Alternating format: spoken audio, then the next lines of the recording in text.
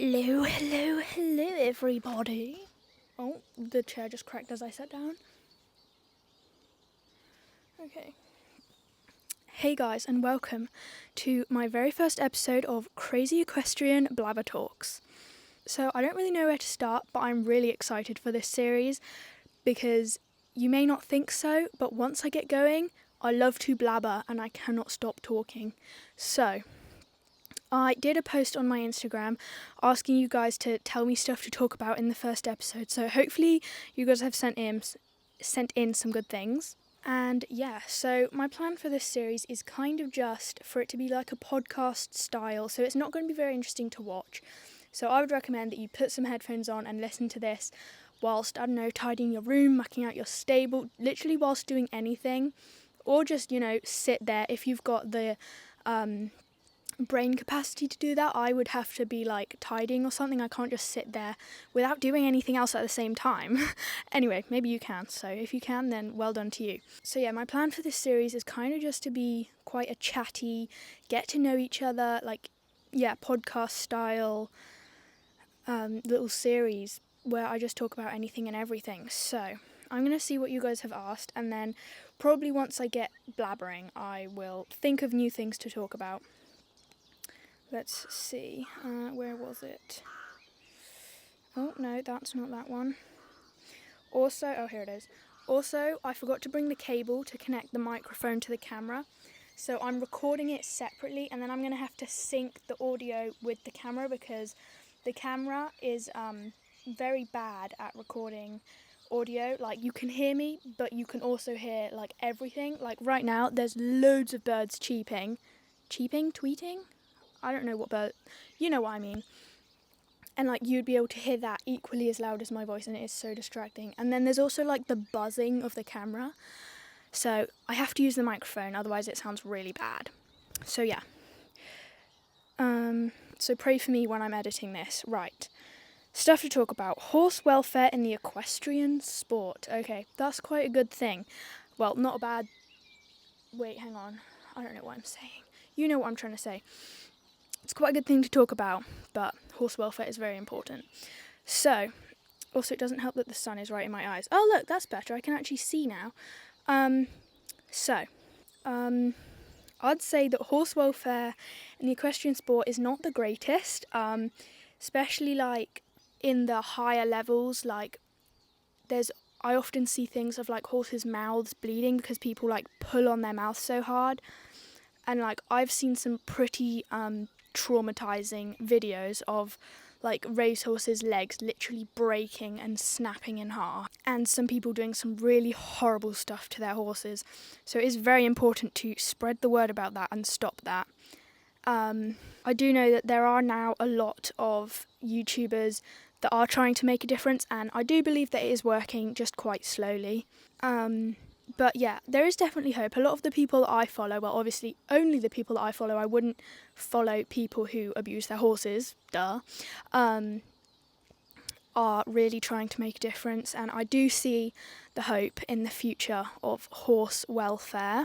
I would also quite like to make like a video with World Horse Welfare at some point. I've never even tried contacting them, so maybe I should do that sometime and ask them if there's something I can do to like help them out. And obviously, if you know me, then you'll know that when I'm older, I want to rescue horses as a job. I want to be able to make enough money off my videos and off my brand to be able to rescue really abused, like skinny, abused, neglected, terrified horses that have been, I don't know, abandoned or anything like that, and like really give them love, train them up, but really well, without abuse, without violence, anything like that, using all my training methods that I already use with my ponies, which by the way are not abused. And then I would sell them on to like a good home, which would also be a bit of an income of money to help when I'm older, but obviously my main priority would be rescuing horses and then making money off YouTube and my brand. So if you're watching this video right now, thank you for watching. You're helping my future. Wow, the birds really are very loud today. But oh my gosh, it's a sunny day. What's happening, England? Sunny day. I've never heard of this before. Anyway, yeah, anything else to say about horse welfare? Not really. But yeah, that's kind of my opinion on it. Let me see what else you guys have said. Confidence. So I'm assuming this is like confidence with riding, confidence like with horses in general, and or even just confidence in general, I guess. Which I'm someone that can say quite a bit about that, because I have certainly had a lot of confidence knocks with my horses. I always try to just ignore it because I always want to keep progressing, but I certainly have had a lot of confidence knocks. I had one recently when I fell off Slim, which I'm still gaining my confidence back, but like, yeah, my advice to you would just be take it slow, don't push yourself, and like just do what you feel is safe, because I have very often been pushed to do things, not by my parents obviously, but in the past with like horse things. If there's something that I've been scared to do, I absolutely hate it when people are like, oh, just be brave, it's fine, just do it anyway, if you fall off it's fine. But for me that is actually very bad, and I would say that if someone is not confident enough to do something, whether that's a big jump, cantering on their horse for the first time, literally anything, just don't do it. Wait until you've got the confidence to do it calmly and happily. It's absolutely fine to do just walking and trotting for however much time you need, or whatever it is. Obviously, if it's like basic care for your horse, then maybe like try get some help so that your horse is cared for. But as long as both you and your horse are happy and healthy, that's all that matters. So, yeah. Yeah, that's kind of all I have to say, really. I don't really know what else to say about that. Or maybe that meant like horse confidence, like building up your horse confidence. They literally just said the word confidence. But for horse confidence, do I have anything to say? Like, I mean, I definitely have a lot of experience with building confidence in horses with Mango. If you don't know, when I first got Mango, he was off the moor. Even though I didn't get him directly from the drift sales, I got him privately from the lady who used to own my Shetland called Teddy, and a few other previous ponies that I had as well. And yeah, he came very scared, couldn't even be like led or caught or touched, all like that, all that sort of stuff, all like that. I don't know what I'm saying. Anyway, yeah. So yeah. Let me see what else you guys have said. Your equestrian journey. Okay. Let me just check that the camera is still recording, because it would be a real bummer if it stopped recording, because it often does.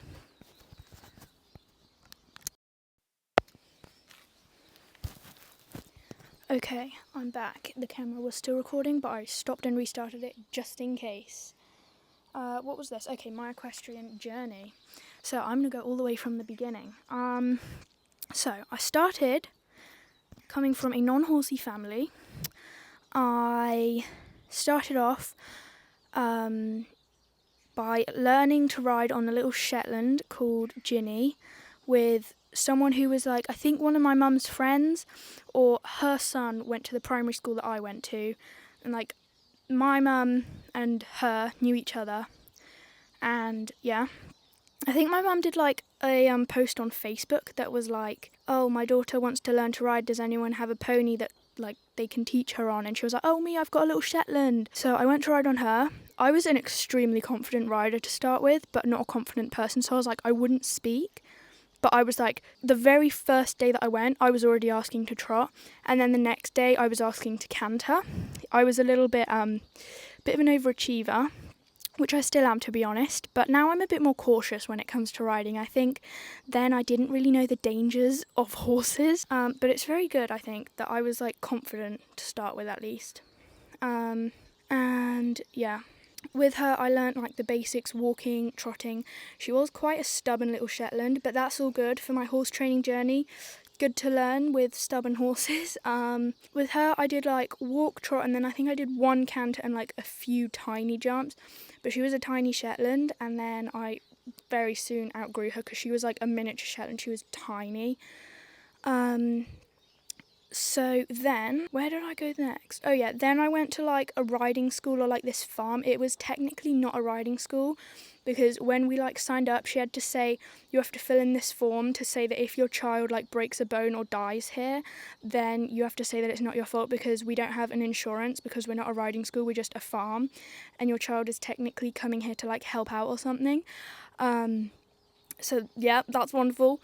And I had quite a big confidence knock there because they kind of assigned you to a specific horse that like is your loan, even though you like I would only go there like, I don't know, twice a week, and like it wasn't my duty to care for the pony, but it kind of was. It was a bit of a weird situation. They had like so many horses there. They had an indoor arena. They had probably like over 20 horses. And like the thing was, all the horses there were kept in stables all the time. For the entire time that I was there, I'm pretty sure only one time that I went, they were actually out in a field. So, I mean, I wouldn't blame them, but the horse that I rode and a lot of the horses there were quite crazy, probably because they weren't given enough turnout. And they were fed like absolutely loads of hay, loads of feeds. And then the reason that I stopped going there was, well, one, because I had a big confidence knock on the horse who bolted.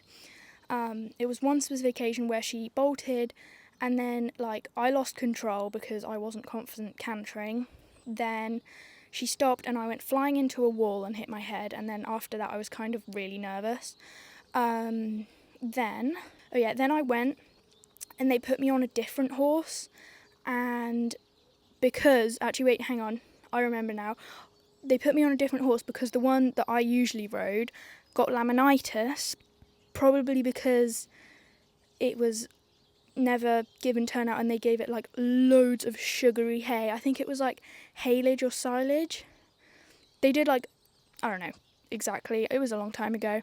But basically she got laminitis, so then I was put on a different horse, which, because I had a confidence knock, I was asked to be led. But instead of one of the people there that knew what they were doing at the time leading me, they just said to my dad to lunge me, which obviously wasn't his fault, he didn't really know. Then, because at the time we were watching loads of like Western cowboy training videos where they use the lunge whip like really, like if you watch Western training videos, you'll know what I mean. And obviously at the time I didn't really know much about horse training, and neither did my family. So he was like, oh yeah, I've seen videos about how to lunge a horse. So he moved the whip, like, I don't know what he did exactly, but he didn't hit the horse, but he did quite an extravagant movement with the whip, I think. And the horse bolted forward and I think bucked, which I didn't know. I was kind of just felt that I got thrown about a bit. I didn't fall off, but I lost my confidence a lot, and then I think I started crying, and the owner of the yard told me to stop being such a crybaby, because my sister, who was I don't know, 3, 6, really small at the time, she said that your 4-year-old sister would have been able to do that better than you, and then I just never went back there because I kind of hated them. So that's wonderful.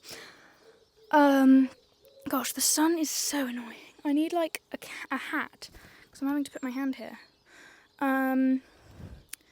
Yeah, so then after that, I went to this other lady who had a really nice little Dartmoor pony. She wasn't a riding teacher, but we kind of did a share thing. And I got my confidence back on her. She was actually really good. The pony was really good. The teacher was really good.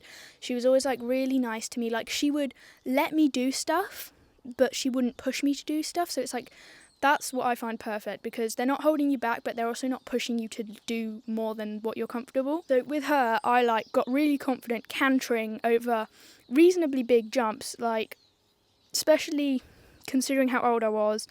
And I was 9, I think, 9 or 10, and the pony was a 12-hand pony, and I was jumping probably 50 or 60 centimetre jumps in canter really confidently, so that was really good. Then after that, why did I stop going to her? Oh, it was because when we moved, I think. So we moved from where we used to live, which was in a little village, towny place, to where my dad lives now, and where like the ponies are kept. Then when we moved there, hang on, then what? Then I kind of didn't ride for a while. I was just like kind of going to school. Like there was a lot of stuff happening, like renovations in the new house. Everyone was kind of settling into the new house. Like we have a field, that was like a really big thing. I then had a couple lessons at, if you watch my Foxy series with Foxy, Robbie, Sassy, those horses, I actually don't know if I've let those videos out on YouTube yet, but if you watch my Instagram, then you will know who I'm talking about. I went to have lessons with her on a different pony, who you might have seen in some of my videos with her now, but I don't think I actually had very many lessons. I don't remember a huge amount, but I remember that she let me do quite a lot as well. I remember going out like in her forest doing cross country, and I remember doing a jump that when I look at it now I would never be brave enough to do, but at the time I didn't really think it was that big of a deal, so yeah. And then I started loaning Chino, which you guys will know who Chino is. I started off by going to the yard where his owner kept him and went like 2 or 3 days a week to just ride him, groom him, I think muck him out and like feed him, so like I kind of cared for him those days. But like he wasn't mine, like it was just kind of a share/loan. And then once like we got stables and like had the fencing put up and everything, and his owner and my riding instructor at the time thought that I was ready to take care of my own horse, then we brought Chino to our field and also got a little Shetland who is called Bear. If you watch my old videos, you will know who she is. We don't have her anymore, but yeah, we had them. Then later on, Bear was in foal, which when we got her, her owner did say that there was a chance that she was in foal, because apparently before we got her, like, I don't know, the week before, I don't know exactly how much before, she had been let out into the stallions field. So she was like, there's a chance that she might be in foal. So we were like, okay, well, we will have her, because it was either her or Teddy. And at the time we thought Teddy was a little bit crazy for us. So we got her. But then when it came to finding out if she was in foal or not, it turned out she was. So she went back to her owner and we got Teddy instead, which is her half-brother. Then you guys will know who Teddy is, which to start with, I did have a few confidence knocks with him again, talking about confidence knocks. Let me just check again that it is recording, because every like 10 minutes it automatically...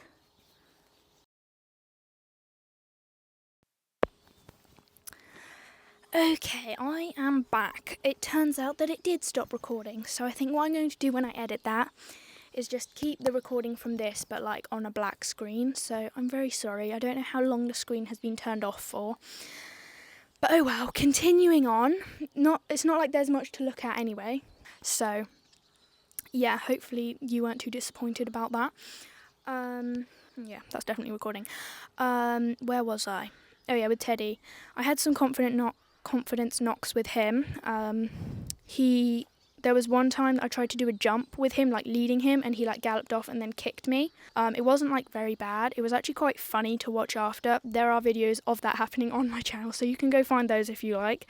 And yeah, I then like did a lot of research about horse training and like improving with him, which is kind of how I started my natural horsemanship and liberty journey, which is very good. So I did horse training with him. I started doing natural horsemanship, liberty, trick training. I definitely made a lot of mistakes along the way, but I learnt a lot, and luckily he was quite forgiving. I did a bit of riding on him, although he was a Shetland, so I outgrew him pretty quickly. There are some videos on my channel of me riding him, and you can tell that I was a bit too big. I was never too heavy for him because I'm quite skinny, or at least I was very light then. But I did get quite a bit of hate, which, to be honest, I may have deserved that. But oh well, I'm probably going to get hate when I back Mango, because I know for a fact that I'm going to look extremely tall on him, which I am like going to say that I'm only backing him, and like young children aren't going to be able to back a pony. But yeah, I'm preparing myself for the hate of that. And then after Teddy, I like taught him to rear and kind of taught him to lie down. It was a bit of a terrible training, but you know, I learned to do it. He did like eventually do it. Then what? Oh yeah, then Mango, who we have now, and Pongo, who was Bear's foal, had to move out of the field where they were being kept. So his owner asked if they could be kept on our land for a while until she found a new owner for them. And we were like, oh yeah, that's fine. And also at the time I was like getting into horse training, and I really wanted to train a foal. I was like, oh, I like really wish I could train a foal one day, like from scratch. Like I was really getting into my horse training passion. So then when we were like, there's a yearling wild foal that has just been brought off the moor, who is untrained, very scared, I was like, oh my gosh, this is a dream come true. So they came. I absolutely fell in love with Mango. I think even though my parents were a little bit concerned, like, why are we letting our 12-year-old daughter, at the time I was 12, train this absolutely wild animal, like, yeah. And then it came, hello, I'm almost done with the video and then I'll stop. And then it came the time to where Teddy, Mango and Pongo's owner was like, okay, I'm going to sell them, because we also didn't really have enough land for 4 ponies, and it was a lot of poo picking and a lot to take care of 4 ponies.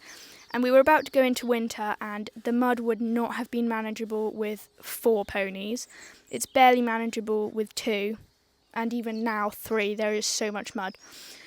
So I was like, oh, which ones are gonna go? So after a lot of thinking, I was like, okay, I want to buy Mango. So luckily we were able to buy Mango. And then Pongo and Teddy went, starting off going on loan to someone else, loaning from their owner. And then I think she like sold them to the loan homes. So they're both in good homes now. And I think that was probably the best choice. I am glad I made that choice, because I was too big for Teddy. I would have always been too big for Pongo, because he was like half the size of Teddy. He was even smaller. And Mango was definitely the one that I had the best bond with and that I had like the biggest future with. So then for a while we had just Chino and Mango. And then I started wanting a horse that I could ride. I was like starting to think of another project, which my dad said that I could have a maximum of 3 ponies at a time. So we started looking for a 15-ish hands riding project. And that is what came along to be Slim, who is kind of the 3 horses that I have now. I've got Slim, Mango and Chino, which Mango is now almost 3, so I'm going to be backing him soon. Chino is retired, and Slim is my ridden pony who I'm like teaching bridleless, all that sort of stuff. So yeah, that's kind of my riding journey. I hope you enjoyed that little story time. Let me check if people have sent in any last things. No, that's all, which is probably good, because I feel like this video is actually going to be quite long. I have certainly been blabbering for quite a long time, and well, I mean, it is called the Crazy Equestrian Blabber Talks after all, so hopefully you are satisfied with that. I'm going to finish the video soon, so let me know in the comments if you enjoyed this, what I should talk about in the next episode. And yeah, just like tell me what you want more of, because I love making videos, I want to make more videos, and since you are the ones that watch the videos, tell me what videos you want to see more of and I will absolutely make them. So yeah. If you enjoyed, make sure to like this video, subscribe to my channel, watch any of my other videos as it really helps, and yeah, anything you can do to support my channel is very appreciated. I will see you all in the next one. Bye!